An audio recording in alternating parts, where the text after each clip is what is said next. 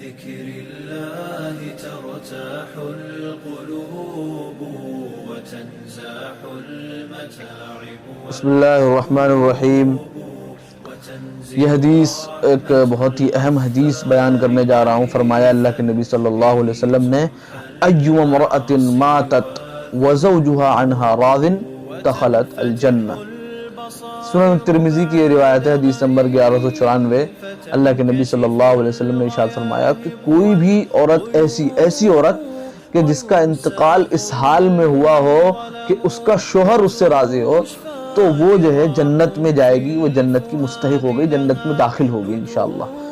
تو یہ حدیث اللہ کے نبی صلی اللہ علیہ وسلم کی ہے، یہ اللہ کے نبی کا فرمان ہے.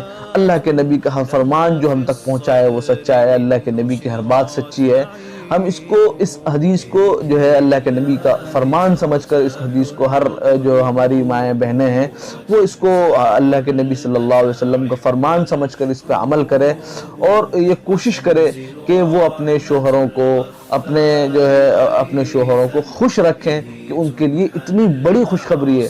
لیکن اس کے برخلاف شوہروں کے لیے یہ خوشخبری نہیں ہے، لیکن جو ہے بیویوں کے لیے، ہماری ماں بہنوں کے لیے ضرور اللہ کے نبی صلی اللہ علیہ وسلم کی یہ خوشخبری ہے. ہماری تمام ماں بہنوں کو اللہ تبارک و تعالی اس کی توفیق دے، اس حدیث پہ عمل کی توفیق دے.